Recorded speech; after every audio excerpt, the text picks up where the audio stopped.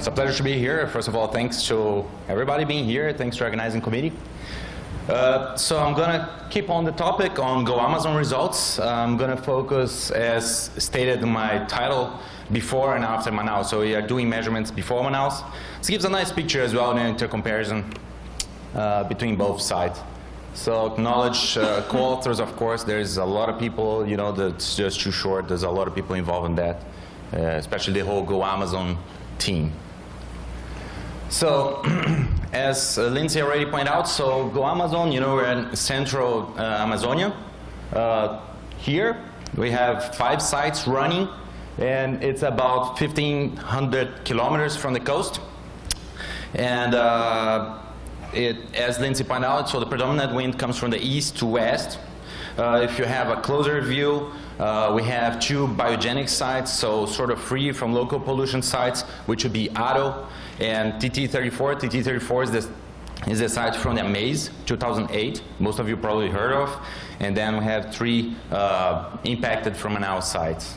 ATTO is about 150 kilometers from Manaus, usually upwind. So then a closer view, now you can see a T1, T2, T3. T3 is about 70 kilometers. We have T2 is about 8 kilometers just across the Negro River. So my talk is going to be basically focusing on T2, fresh emissions from Manaus, and T0, 150 kilometers upwind of Manaus. Very briefly, ATTO, for those of you who don't know, it's a 76-meter tower. It's a pseudo-aerosol gas phase measurements taking place. It's a free from local pollution, very clean site usually. T2 close to Manaus, we have a 12-meter tower, suite of aerosol gas phase measurements, little to non-local emissions, meeting point of dolphin, alligators, all sorts of animals. We're a very adventurous place every time. Well, ATTO as well, if you could stop to think about it. So, our measurements were carried out with ACSMs, the compact version of AMS. And I always start from the beginning, pie charts. So this is the wet season, the first intensive operation period at ATTO. So very clean place, dominated by organics. I'm going to compare that directly with T2, close to Manaus emission. And you see there is a strikingly odd difference between both sides during the wet season. It sees roughly about 80%, 75% of organics, you know, dominating. A slightly higher sulfate during at the T2 site, but still nothing really striking, outstanding difference between both sides. Remember, this is the average result of the whole first intensive operation period. Now, if we move to the dry season, which, as Lindsay pointed out, is still ongoing campaign, so we are currently collecting data, you see a strong increase at ATTO site, so it's almost an order of magnitude higher overall concentrations. You have 6.2 micrograms meter cube, slightly higher contribution of organics to the non-refractory submicron mass. And when you compare that to T2 close to Manaus, it increased to about 9.1 micrograms meter cube of organics. It's about 50% increase relative to ATTO, but still orders of magnitude and overall chemical distribution is roughly the same. So the next thing, let's take a look at the timeline. And so you can clearly see we had actually measurements ongoing. I separated my talk into first intensive operation period and the second one, but just because you have the more clear the difference between seasons, but we had continuous measurements since the first IOP, and you can see here. The first thing that pops up, I guess, is the baseline just enhancing as you go from the wet season to the dry season. Concentration is increasing. For now, I'm only going to focus on organic aerosol and don't have time to go through the inorganic species. So here I show IOP1, IOP2. Data is ends actually last week, so really out of the oven data. Yeah. So a little bit overview during IOP1. both sides. So black line is T2, close to Manaus, T0, ATTO site. If you go into a bit of a closer view, you can see they follow really nicely a baseline. This is very good, you know, instruments agree. And you can see that even like 150 kilometers apart, you have large-scale regional effects actually controlling organic aerosol, which is quite interesting. You know, only when you do this sort of analysis you can really pin down and see this sort of stuff.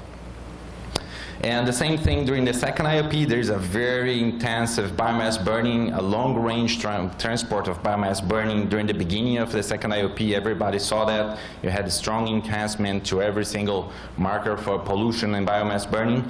And you can see on both sides it agrees quite well, about 30 micrograms meter cube of organic aerosol. And then comes, when you look at the closer view, you have sort of the same aspect that was observed during the wet season. So you can see the baseline sort of follows, but you clearly see some spikes at the T2 site, which of course we're close to Manaus, so you know one expect, and gives a very strong case that is actually Manaus plume reaching the site, you know, on and off.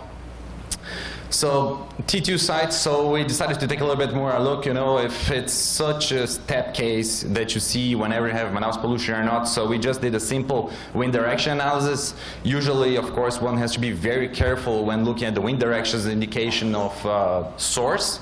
But in our case, if you just select, you know, we have here isoprene for our PTRMS, you just select for northerly winds. This is more biogenic, more forest. And you can see this, you know, this classical undisturbed isoprene pattern, quite clear. Once you get the easterly wind, the picture changes completely, indicating that we get, you know, the chemistry, local chemistry is strongly impacted by Manaus plume. So isoprene is well depleted due to Manaus plume. So being close to Manaus really helps identifying the sort of difference between, you know, a clean site and polluted. Yeah. So the next thing that I thought, okay, let's start taking a look at something more interesting besides only organic aerosol concentration. Let's take a look at a little bit of the markers from the organic aerosol spectrum. So the next thing would be to take a look at the F44. For those of you who don't know, it's you can trace back to oxygen to carbon ratio, and one would expect this is dominated the baseline by aged long-range transport of biomass burning, sometimes overlaid with a fresh Manaus plume. So you expect a decrease of oxygen to carbon ratio whenever impacted by Manaus plume. And this is exactly what we see.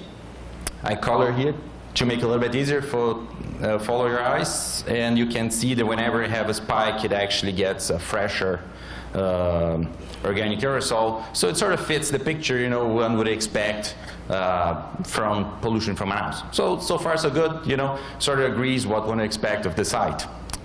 If you look, just to confirm, if you plot the difference in organic mass between T2, close to Manaus, and T0, ATTO site, just the difference organic mass at any given time, and correlate that to F44, you see the decrease. Okay, the picture sort of fits, it gets fresher, nice. If you do the same thing for the wet season, it sort of follows the same trend. You know, it's not so clear because you don't have the long-range biomass burning transport reaching the site, so you don't have such high F44 to start with. But it sort of fits the picture. But one thing really struck me odd, you know, about this picture, is that actually if you stop to look at both plots, the wet season, most of the data only have 2 micrograms meter cube of organic aerosol enhancement, while if you go to the dry season, it goes up to 15 micrograms meter cube. This is a massive difference. If you stop to think that's essentially the same site, the same emissions, do not expect that Manaus is going to change radically from wet to dry season, you know. So this is something that I thought was really interesting when I was doing these plots. So the first thing, okay, pops up to your mind. Maybe you're thinking, okay, meteorological conditions had just led to stronger pollution reaching the site. I mean, why not? What prevents from that from happening? You know, winds may change.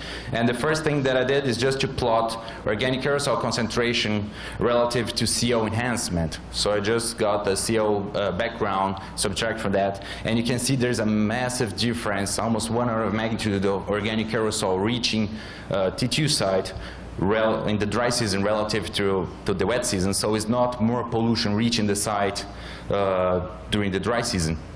Something else. And if you do the same thing for black carbon, I thought, okay, maybe, you know, we're just having a different source reaching the site, so maybe there's some brickyards not far everybody from Go Amazon know that this can impact the sites overall. And if you plot black carbon to CO enhancement, and then you don't see a clear difference. So it really makes a strong case that actually what's happening is that you have a different processing of organic aerosol from the dry season to the wet season. And this is really something interesting. I wasn't really expecting that large difference. Now the next thing that I decided to take a look is just to see size distribution of aerosols. So here's ATTO.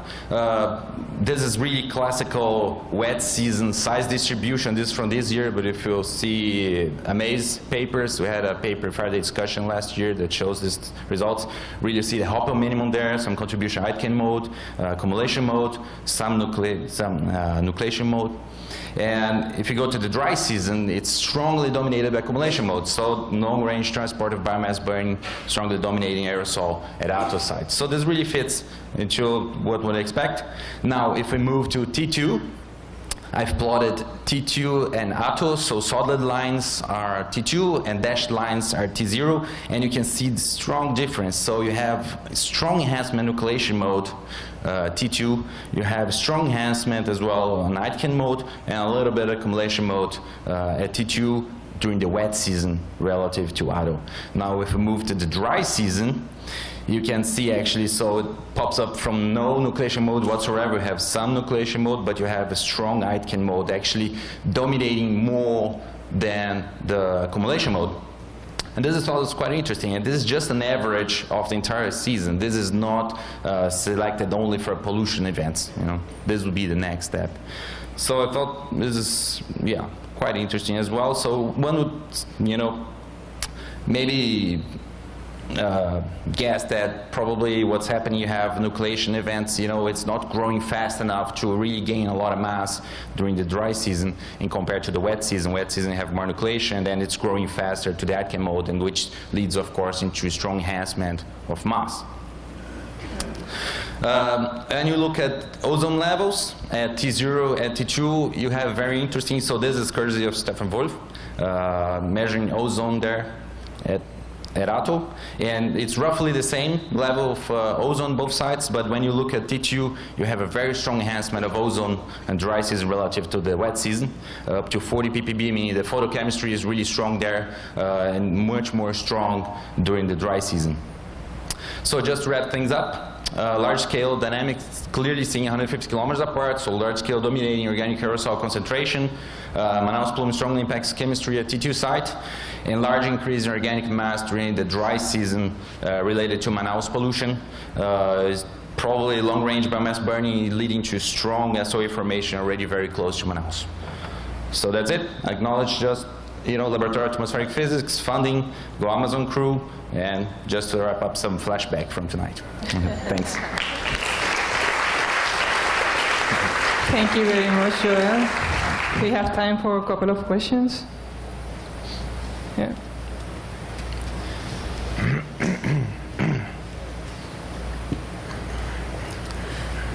Very interesting talk, really, great results. I have a very simple question. How do you define your dry and your wet season?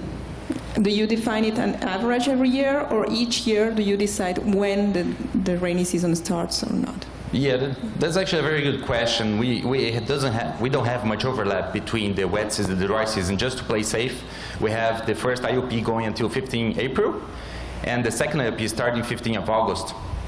So then you're really 100% ensure that you really separate between seasons, because everything in between is just the transition from wet to dry, and this change is subtle, is not as clear. But when you really focus into the period of from 15th of February up to 15th of April and 15th of August until 15th of October, you're really 100% sure that you really separate both seasons quite well.